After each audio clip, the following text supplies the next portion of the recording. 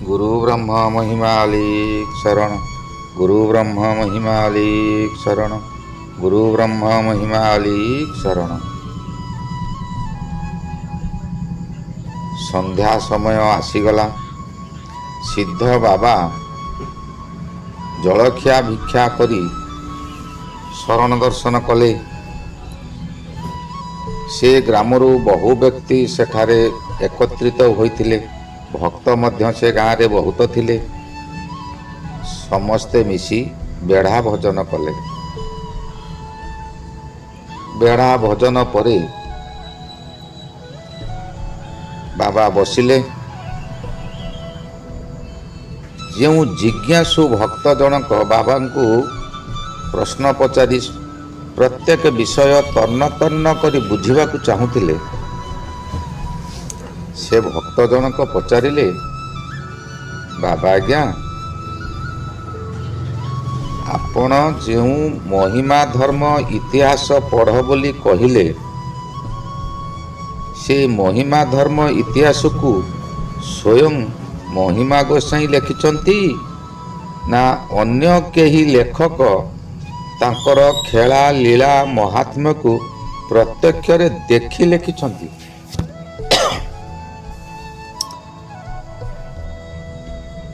सिद्ध बाबा शांत शिष्ट भावे उत्तर देले, कौनसी महात्मा माने निजर इतिहास निजे लेखंती नाही किंबा स्वदेहरे थिबा अवस्थारे अन्य केही तांकर जीवनी लेखि नथांती। जहा तांकर प्रचार द्वारा जनजगतरे आपे प्रकाश होई थाए। इह शरीर त्याग करी अंतर्धान हेला परे सेही महात्मा सबु प्रत्यक्ष करिथिबा तांकर शिष्य प्रशिष्य माने लिपिबद्ध पूर्वक इतिहास रूपे रचना करती। महिमा गोसाई अंतर्धान समय को सिद्ध नीलाद्री दास बाबा, सिद्ध अनाम दास बाबा, सिद्ध नंददास बाबा, सिद्ध कृपा सिंधु दास बाबा, सिद्ध अपर्ति दास बाबा, सिद्ध कालुदास बाबा, सिद्ध अनंत दास बाबा, सिद्ध किशोरी दास बाबा, सिद्ध भगवान दास बाबा, सिद्ध बांछानिधि दास बाबा, सिद्ध रामचंद्र दास बाबा ओ सिद्ध नारायण दास बाबा प्रभृति सिद्ध पुरुष माने जीवित थिले। सेमाने महिमा गोसाईंकर शिष्य बा प्रथम पंथी बकलधारी सिद्ध पर सन्यासी अटंती। स्वामी गहन रे रही तांकर महात्म्य सबु देखी सुनी प्रत्यक्ष रे भोग करी पारिथिले। द्वितीय पंथी पर सन्यासी बकलधारी विश्वनाथ दास बाबा ताहा समस्त उक्त सिद्ध महापुरुष सिद्ध पुरुष मानक श्रीमुखरू ओ भक्त मानक ठारू सुनी धर्म धाम समाजर इतिहास लिपिबद्ध करी चिरदिन को रखाइले।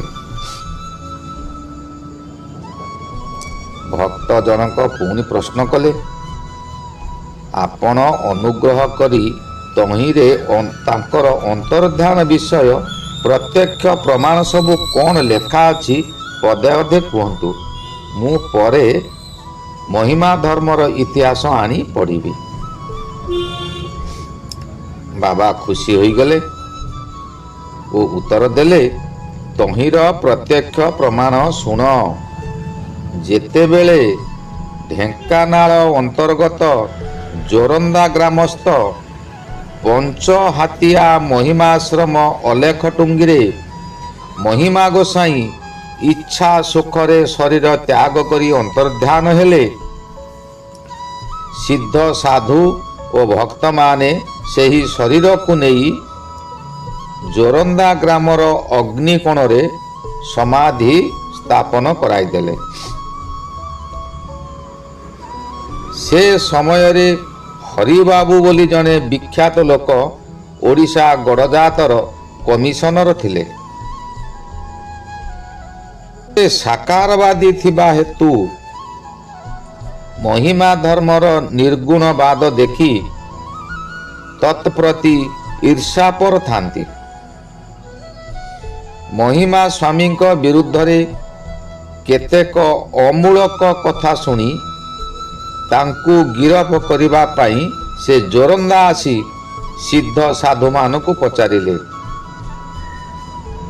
ଏ ତମ ମହିମା ପ୍ରଭୁ କେଉଁଆଡ଼େ ଗଲେ? ସିଦ୍ଧ ସାଧୁମାନେ କହିଲେ, ଶୂନ୍ୟ ପ୍ରଭୁ ଶୂନ୍ୟରୁ ଆସିଥିଲେ, ସତ୍ୟ ଧର୍ମ ସ୍ଥାପନ କରି ଶୂନ୍ୟକୁ ବିରାଜମାନ ହେଲେ।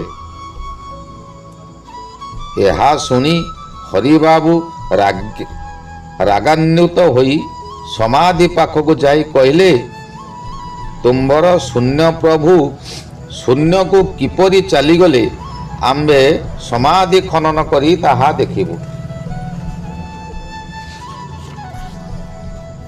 ତାଙ୍କର ସେହି ଶରୀର ଅଛି କି ନାହିଁ? ଏହା କହି ଗ୍ରାମବାସୀର କେତେକ ଲୋକଙ୍କୁ ଆଦେଶ ଦେଲେ, ଏ ସମାଧି ଖୋଳ। ସମାଧି ଗର୍ତ୍ତଟି ଗ୍ରାମବାସୀରୁ କିଛି ଲୋକ ଖୋଳିଲେ। ଯେତିକି ଖୋଳା ଯାଇଥିଲା ସମ୍ପୂର୍ଣ୍ଣ ଖୋଳା ସରିଲା, କିନ୍ତୁ ଗର୍ତ୍ତ ଭିତରେ କିଛି ଦେଖିବାକୁ ପାଇଲେ ନାହିଁ। ଏହା ଦେଖି ହରିବାବୁ ଅତ୍ୟନ୍ତ କ୍ରୋଧାନ୍ୱିତ ହୋଇ ଆହୁରି ଖୋଳିବାକୁ ନିର୍ଦ୍ଦେଶ ଦେଲେ। ଗର୍ତ୍ତଟି ଯେତେବେଳେ 15-16 ହାତ ପର୍ଯ୍ୟନ୍ତ ଗଭୀର ହୋଇଗଲା, ତହିଁରୁ ଜଳ ସ୍ରବିବାରୁ ଆଉ ଖୋଳି ହେଲା ନାହିଁ। ଆଉ ମଧ୍ୟ ସଙ୍ଗେ ସଙ୍ଗେ ସେହି ଗର୍ତ୍ତ ମଧ୍ୟରୁ ଗୋଟିଏ ଘୁ ଘୁ ଶବ୍ଦ ଶୁଭିଲା।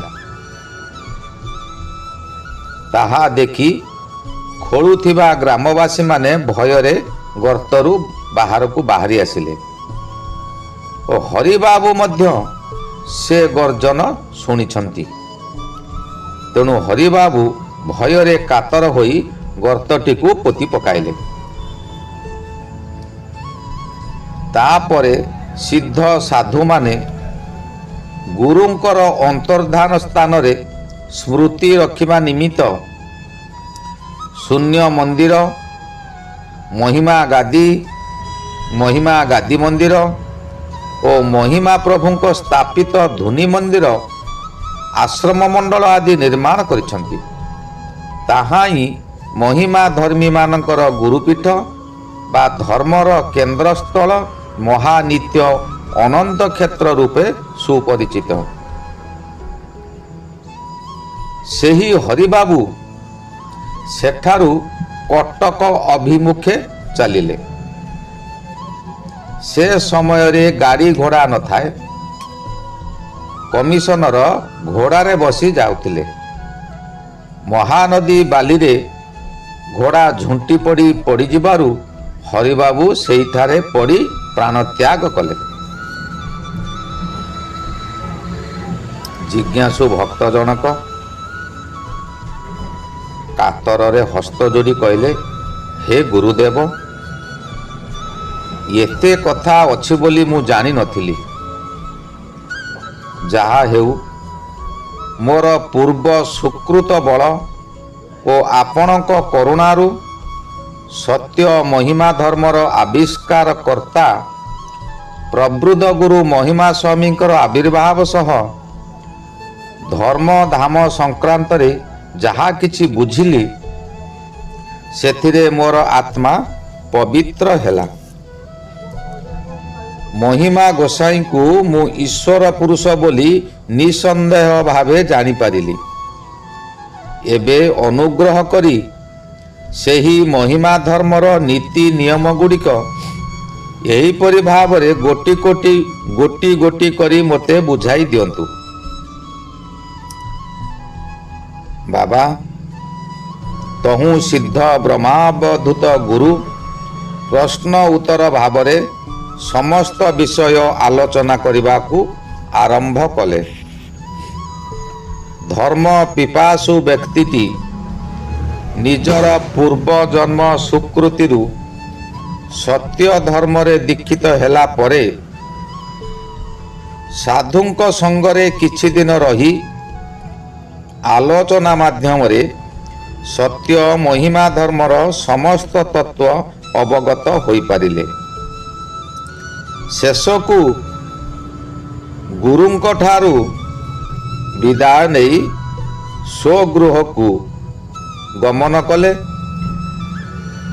ଓ ଗୁରୁଙ୍କ ସେବା ପରିଚର୍ଯ୍ୟା ସହ ନିଜର ସ୍ତ୍ରୀ ପୁତ୍ରମାନଙ୍କୁ ଧର୍ମ ଉପଦେଶ ଦେଇ ସେହି ଧର୍ମରେ ଦୀକ୍ଷିତ କରାଇବା ମାନସରେ ସେ ଗୁରୁଙ୍କୁ ଅନୁରୋଧ କରି ନିଜ ଗ୍ରାମକୁ ଆଣିଲେ। ଧର୍ମ ପିପାସୁ ଭକ୍ତଟି ଗୁରୁଙ୍କ ସହ ନିଜ ଗ୍ରାମରେ ଉପସ୍ଥିତ ହୋଇ ସାଧୁଙ୍କୁ ଉତ୍ତମ ସ୍ଥାନରେ ଅବସ୍ଥାନ କରାଇ ଆପଣା ଗୃହରେ ପହଞ୍ଚିଲେ। ନିଜର ସ୍ତ୍ରୀ ପୁତ୍ରମାନଙ୍କୁ ଧର୍ମରେ ଦୀକ୍ଷିତ କରାଇବା ବିଷୟ ହୃଦୟରେ ଭାବୁଥାଏ। ଏହି ଅବସ୍ଥାରେ ସ୍ତ୍ରୀ ପଚାରିଲା, 8 ଦିନ ହେଲା ତୁମ୍ଭେ କୁଆଡ଼େ ଯାଇଥିଲ କି? ଧର୍ମ ପିପାସୁ ବ୍ୟକ୍ତିଟି ଉତ୍ତର ଦେଲେ, ମୁଁ ଧର୍ମାଧର୍ମ ସମ୍ବନ୍ଧରେ କିଛି ବୁଝିବା ନିମିତ୍ତ ସାଧୁମାନଙ୍କ ନିକଟକୁ ଯାଇଥିଲି। ଆଉ ମୁଁ ଯାହା ବୁଝିଛି ତାହା ମୁଁ ତମ୍ଭକୁ ଗୋଟି ଗୋଟି କରି ବୁଝାଇବି। ମୋର ଗୁରୁ ଆଜି ଏହି ଗ୍ରାମରେ ବିରାଜମାନ କରିଛନ୍ତି। କାଲି ସକାଳେ ଆମ୍ଭ ଘରେ ଅନ୍ନ ଭିକ୍ଷା କରିବେ। ତମେମାନେ ମହିମା ଧର୍ମରେ ଦୀକ୍ଷିତ ହୁଅ। ମହିମା ଧର୍ମ ଏକ ମହାନ ଧର୍ମ। ଏହା ମାନବ ଧର୍ମ। ପ୍ରକୃତ ମାନବ କ'ଣ କରିବା ଉଚିତ, କ'ଣ ନ କରିବା ଉଚିତ ଏହି ଧର୍ମରେ ଅଛି।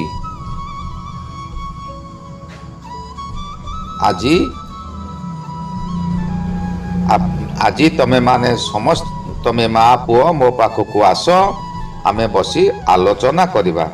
ଗୁରୁ ବ୍ରହ୍ମ ମହିମା ଅଲେଖ ଶରଣ। ଗୁରୁ ବ୍ରହ୍ମ ମହିମା ଅଲେଖ ଶରଣ। ଗୁରୁ ବ୍ରହ୍ମ ମହିମା ଅଲେଖ ଶରଣ।